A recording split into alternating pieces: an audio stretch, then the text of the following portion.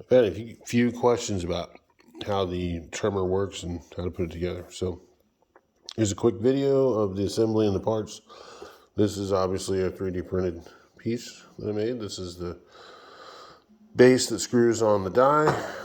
This is the shaft coupler that goes from the motor to the trimmer head. And then this is the motor mounting plate here. And I've got this small motor. This is a Globe 24 volt motor, 1000 RPM gear reduction motor. The motor's not quite strong enough for what I need, so I'm going to upgrade the motor, which means I'll have to print a new motor plate. But I mean, it works, but there's a couple of issues which I'll go over.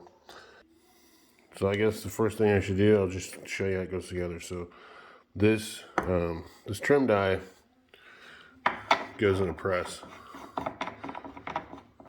All right, so that's in the press now. This is just a Lee. This is a 308 trim die, so regular Lee trim die, nothing in particular about it. Then this base piece just slips over the top of the die like that and screws down on the threads till it's tight like that. And that's pretty much it for the base.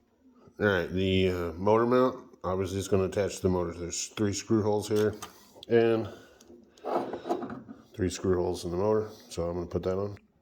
All right, the motor mount's on, and before I get too much further into it, I just want to set this in the base and just show you guys what it does. It'll only go in and line up one direction, so this actually needs to be over. One more, actually 2 more, I guess. So it can move around in here, but these legs will stop it from rotating due to torque. The springs go on, there's some springs that go on the tops here that push it down. There's also some springs I can put underneath it to lift it up, because I did anticipate this motor might be a little small, so if the motor's really heavy, it'll push down really hard on the cutter just because of gravity. So I got some springs that I can use to lift this back up, kind of counterbalance that. Okay, so I'm using a Lee trim die. I'm using Lee cutters. This is just the standard cutter. It's the basic one. This one will trim and then deburr and chamfer the cases.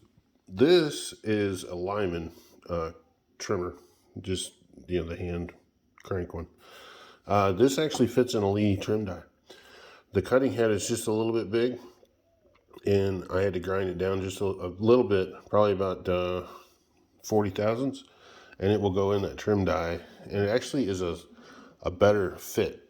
But anyway, I considered using this. I was going to cut it off, machine the end of it, but I want to keep this all as 3D printable as possible.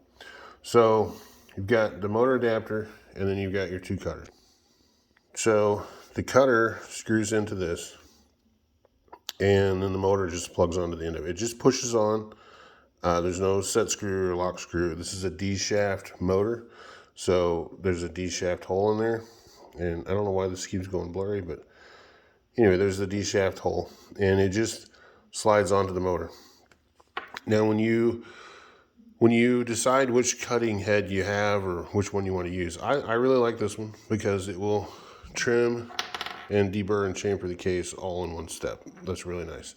The other one, I don't have any non-deburred cases, but the other one, you get a case out, you trim it, and it's going to leave a big burr on the outside and on the inside too. So you have to clean that up later. It's another step, and I hate doing that. So I really like this one. But there is a slight issue that you have to work around with this. When you take the handle, the Lee handle, off of this, or if you get this separate and it's got the springs in it, it'll come with this big ball bearing. That ball bearing is to keep the springs centered up in the handle and keep them from colliding and tangling up with each other. This little hole in here does the same thing, so I'm just using that. So I'm going to go ahead and I'm going to screw this one on, since this is the more complicated one. This one, you just screw it on, slide this on the shaft, drop it into the base over there on the press, and you're ready to go. So I'm going to do this because it's a little more complex.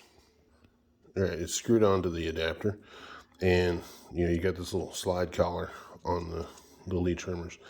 There's a little base plate, which I haven't quite finished yet, because once it's all together, you'll see that it would be hard to adjust. But there's a little base plate that goes up underneath here that when you turn it, it rides on this angled surface here, and that will change your cutting depth, so you can trim them longer or shorter. It's actually way more adjustment than you need.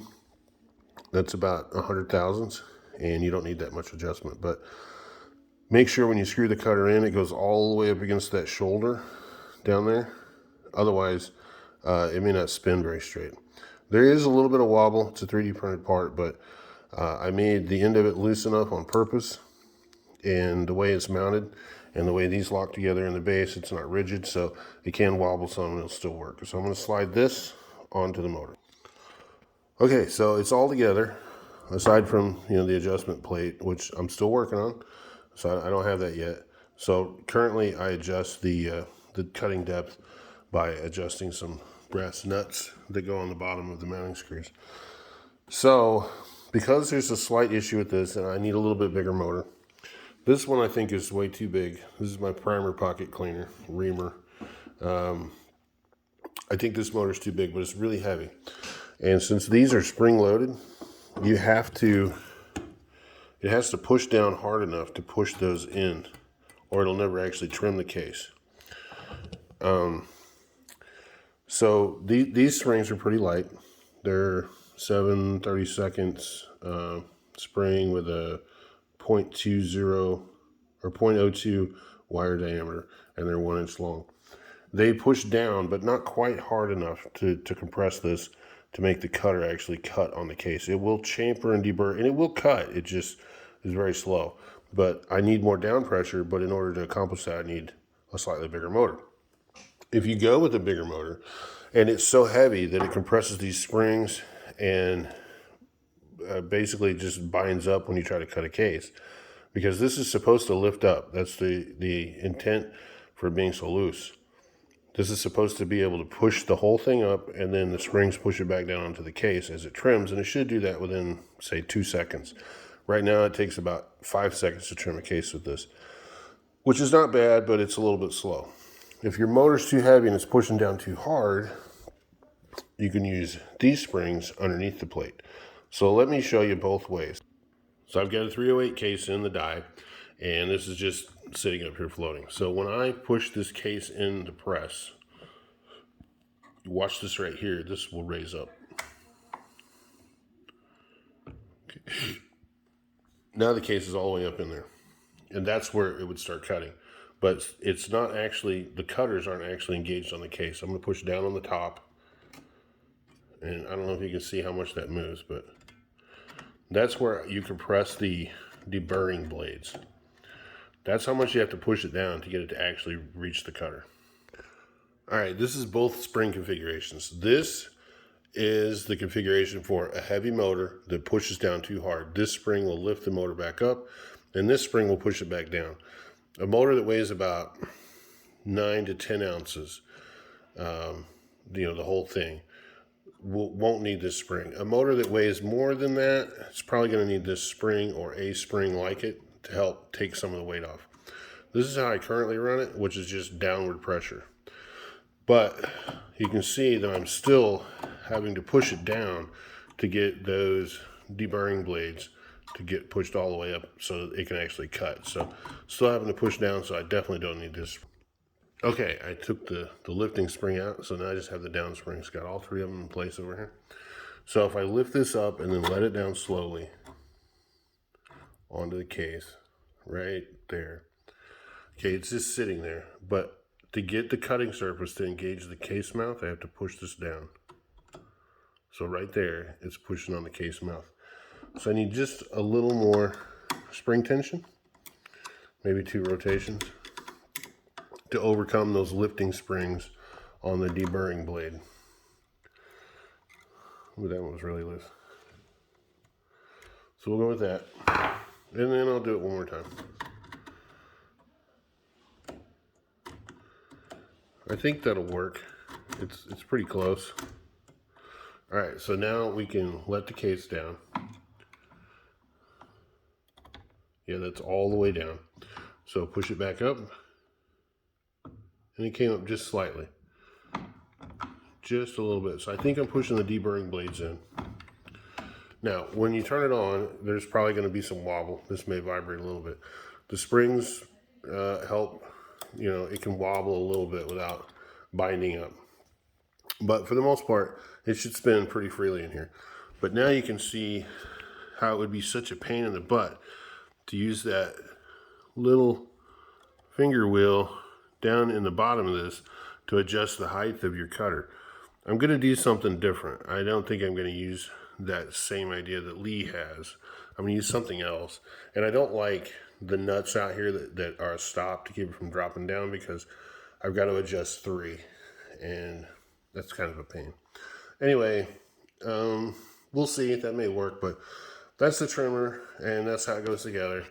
So if I was to turn it on and put a new case in, it will trim it, but it will trim it kind of slow. I'll show you. All right, it's on. There's a little bit of vibration, but it's not too bad. So when this goes in and it starts to hit, when it engages the deburring blades, it's going to start slowing the motor down quite a bit.